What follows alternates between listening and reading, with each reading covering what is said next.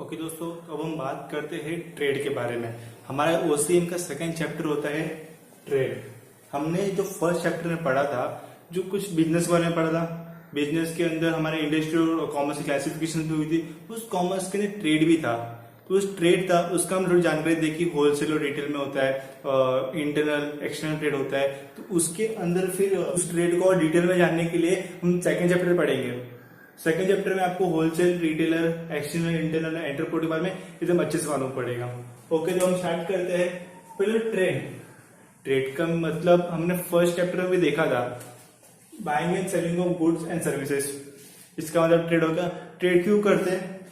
With the object of earning profit.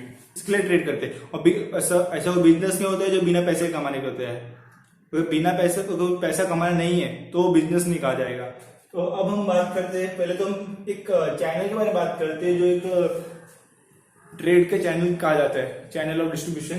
तो producer to wholesaler, wholesaler to retailer, retailer to consumer, ये एक chain होती है। ये चेन में क्या होता है? प्रोड्यूसर होता है।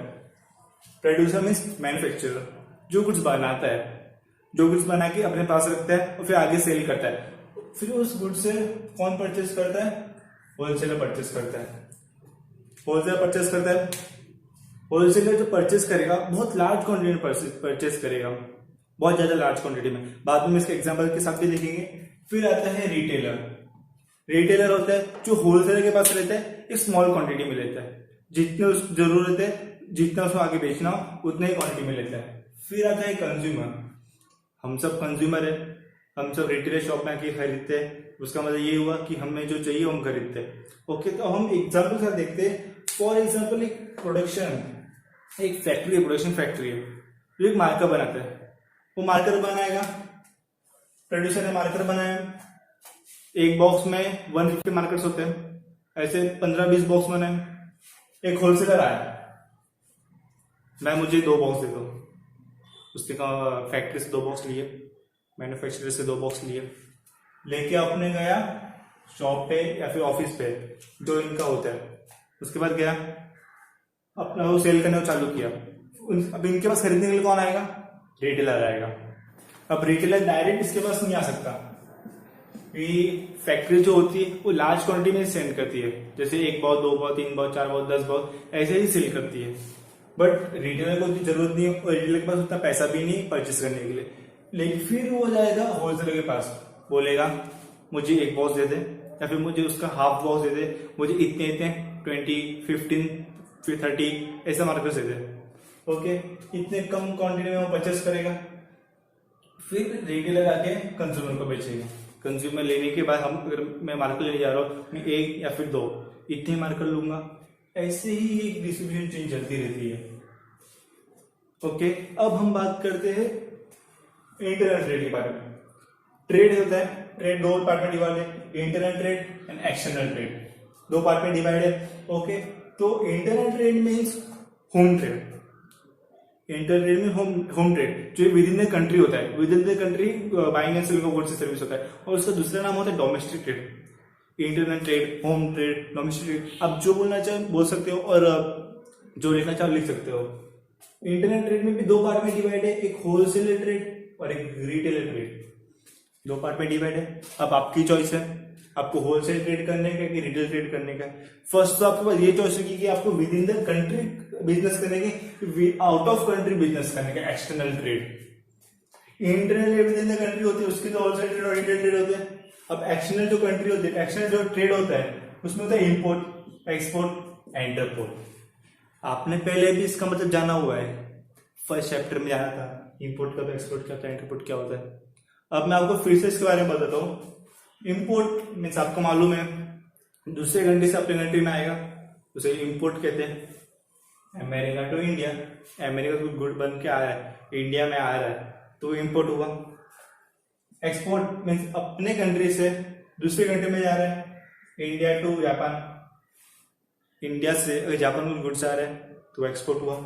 फिर आता है एंटरपोर्ट। एंटरपोर्ट मीन्स एक कंट्री से दूसरी कंट्री, दूसरी कंट्री से तीसरी कंट्री बाइंग एंड सेलिंग होना। फॉर एग्जाम्पल, इंडिया से कुछ गुड यूरोप में गए हैं, इंडिया से कुछ गुड यूरोप में गए हैं, तो वहां से अमेरिका में जाएंगे, ऐसा भी हो सकता है। और ऐसे बहुत सारे चेंज, जैसे कि तीन कंट्री एक साथ इन्वॉल्व होंगे। ओके, तो अब हम बात करते हैं होलसेल ट्रेड और रिटेल ट्रेड के बारे में। होलसेल ट्रेड लार्ज क्वांटिटी में गुड्स खरीदते हैं और रिटेल ट्रेड स्मॉल क्वांटिटी में गुड्स खरीदते हैं। होलसेल ट्रेड जो करता है उसे होलसेलर कहते हैं और जो रिटेल ट्रेड करता है उसे रिटेलर कहते हैं। ओके, तो होलसेल ट्रेड लिंक करता है प्रोड्यूसर के साथ, ये ज्यादा अपना ये करता है बाइंग एंड सेलिंग। और रिटेल जो रहता है, रिटेलर ट्रेड, जो रिटेलर रहता है वो किसका लिंक रहता है, होलसेलर के साथ। वो होलसेल के साथ बाइंग एंड सेलिंग करता है। बहुत कम चांसेस होते हैं कि रिटेलर प्रोड्यूसर के पास जाता है, बहुत कम चांसेस। बट अगर मेनली हम मार्केट सिचुएशन के हिसाब से जाए तो रिटेलर होता है वो होलसेलर के पास ही जाता है।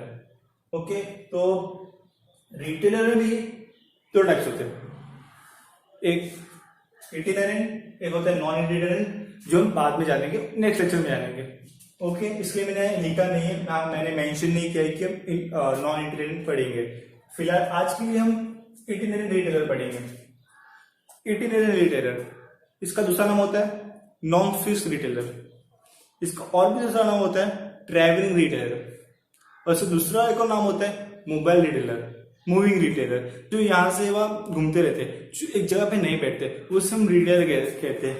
हमारे इंडिया मार्केट में भी मीन्स एक ऐसा नहीं है कि सब फिक्स्ड है, कुछ ऐसे भी होते हैं जो बाहर लेके घूमते हैं, सड़क पे लेके घूमते हैं, चॉल्स में आते हैं, सोसाइटीज में आते हैं, ऐसे लेकर घूमने वाले को ही हम इटिनरेंट रिटेलर कहते हैं। और होलसेलर तो नहीं बोल सकते, होलसेलर अगर लार्ज क्वांटिटी में खरीद रहा है मीन्स कोई बड़ा पार्टी रहेगा, बड़ा है मीन्स वो ऐसा रास्ते पे घूमेगा नहीं, ऐसा बिल्कुल नहीं हो सकता। उसका कोई फिक्स्ड ऑफिस, फिक्स्ड शॉप या फिर फिक्स ऐसा ऑर्गेनाइजेशन रहेगा।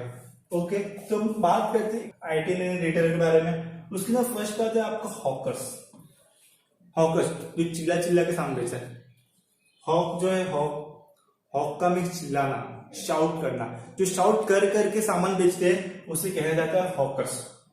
जैसे कि वो हैंड कार्ड वाले हैंड कार्ड लेके घूमते और लोगों को आवाज देते, ये लो सब्जी लो, और सब्जी बेचे तो सब्जी के बारे में चिल्ला के बुलाएगा। फिर आते हैं पैडलर्स और हॉकर्स में ज्यादा फर्क नहीं है, इतना ही फर्क है कि हॉकर्स हैंड कार्ड लेके घूमते हैं, हाथ से चलाने वाले, लेकिन पैडलर जो होते हैं बास्केट और हेड पे बास्केट रखते हैं। जैसे कि आपने देखे रही कुल्फी वाले, मुंबई में तो बहुत घूमते हैं, जैसे मैं मुंबई में रहता हूं तो मुझे मुंबई का मालूम है कि कुल्फी वाले जो होते हैं, एक रेड कलर का उनका ऐसा कपड़ा बांधा हुआ रहता है, वो होते, फिर ऐसे भेलपुरी वाले, ऐसे बहुत सारे घूमते रहते हैं, तो उन्हें कहा जाता है पैडलर्स। एक जगह पे नहीं रहते, बहुत जगह घूमते रहते हैं कि उन्हीं को कुल्फी ले। ओके, अब हम बात करते हैं स्ट्रीट ट्रेडर्स के बारे में। स्ट्रीट ट्रेडर्स जो क्राउड जगह पे होते हैं, जहाँ क्राउड ज्यादा हो, स्टेशन हो गए, बस स्टॉप हो गए, ऐसे में बहुत सारे मार्केट प्लेस हो गए, यहाँ बहुत सारे लोग क्राउड जमा होती है। सीट ऑन फुटपाथ, वो जो स्ट्रीट ट्रेडर्स होते हैं वो फुटपाथ पर बैठते हैं, सीट ऑन फुटपाथ पर बैठते हैं और अपने सेल करते हैं, जो भी उनका प्रोडक्ट है सेल करते, सब्जी सेल करेंगे, फिर कुछ ऐसा प्लास्टिक मटेरियल है वो सेल करेंगे। ओके, कुछ खाने का है तो कुछ खाना बेचेंगे, खाना देंगे। ओके, जो स्ट्रीट ट्रेडर होते हैं उनसे सोसाइटी में थोड़ी प्रॉब्लम होती है। फुटपाथ पे जब बैठते हैं स्ट्रीट ट्रेडर तो आने जाने वालों को प्रॉब्लम होती है। आने जाने वाले जो रहते हैं फुटपाथ के बजाय यहाँ सड़क पे चले लगते हैं, अगर ये लोग सड़क पे चलेंगे तो गाड़ियों की प्रॉब्लम होती है। इसके लिए आपने बहुत बार देखा होगा कि जहाँ स्ट्रीट ट्रेडर्स बैठते हैं, मीन्स जहाँ लोग फुटपाथ पर अपने सामान लगाकर बैठते हैं बेचने के लिए, वहाँ म्युनिसिपैलिटी गाड़ी आती है इनको हटाने के लिए कि ज्यादा भीड़ भाड़ ना हो, लोगों को प्रॉब्लम ना हो। इसलिए स्ट्रीट ट्रेडर्स भी थोड़ा प्रॉब्लम होता है, बट बिजनेस करते हैं विदाउट लाइसेंसिंग। इन सबको कोई लाइसेंस की जरूरत नहीं होती। हम जब नेक्स्ट देखेंगे नॉन इटिनेरेंट फिक्स शॉप, ऐसे जब हम देखेंगे उसके अंदर लाइसेंस की जरूरत होगी। फिर नेक्स्ट हमारा चिप जैक्स का मैं एग्जाम्पल के साथ बताऊं, ऐसा कोई भी बिजनेस या फिर ऐसा सेटअप जो टेम्पररी है, मैंने यहाँ मेंशन भी किया है, टेम्पररी सेटअप या फिर शॉप भी बोल सकते हैं।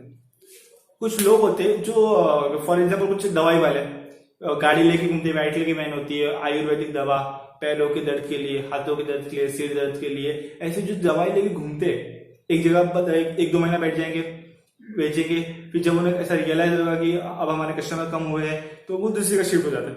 इस फॉर एग्जाम्पल सर्कस भी हो गया, सर्कस 2-3 महीने उधर रहता है, फिर जैसे ही उनको लगता है कि शो की टिकट कम बुक होने लगी है, यहाँ के आजू बाजू वाले सब देख चुके हैं, फिर वो सेटअप बदल देते हैं, एक जगह पर दूसरी जगह चले जाते हैं। भले 2-3 महीने के लिए फिक्स रहते हैं बट हमेशा के लिए फिक्स नहीं रहते, इसलिए वो नॉन फिक्स में आए हैं, इसलिए वो इटिनरी रिटर्न में आए हैं, वो भी पैसे कमाते हैं, इसलिए उन्हें चीप चेस कर जाते हैं टेम्पररी सेटअप के साथ। फिर आते हैं मार्केट ट्रेडर्स। मार्केट ट्रेडर्स वो होते हैं जो different place on different days, different place on different place, इन्हें हम फेरी वाले भी कहते हैं। ओके, तो फॉर एग्जाम्पल अगर मैं आपको बताऊं तो मेला, फेयर, आपको मालूम है कि मेला लगता है, फेयर लगता है, तो उस फेयर में जो ऐसे हाथ में लेके घूमते हैं या फिर ऐसे कुछ अपने बास्केट में कमर में बांधकर कुछ बेचते हैं, बच्चों के खिलौने बेचते हैं, ऐसे जो होते हैं मार्केट ट्रेडर कहा जाता है। वे डेज फिक्स करते हैं, उन्हें पहले से पता होता है डेज कि आज हमें इधर जाना है उधर जाना है, तो उन्हें मार्केट ट्रेडर्स कहते हैं। वे उसी जगह जाते हैं जहां बहुत लोग आते हैं, जहां मेले हो, ऐसे बहुत सारी चीजें होती है, मार्केट ट्रेडर्स कहा जाता है उन्हें। ओके दोस्तों, तो हमने इटरेंट ट्रेड के बारे में देख लिया है, अब हम नेक्स्ट देखेंगे नॉन इटरेंट ट्रेड के बारे में, या फिक्स स्टॉप या फिक्स रिटेलर के बारे में।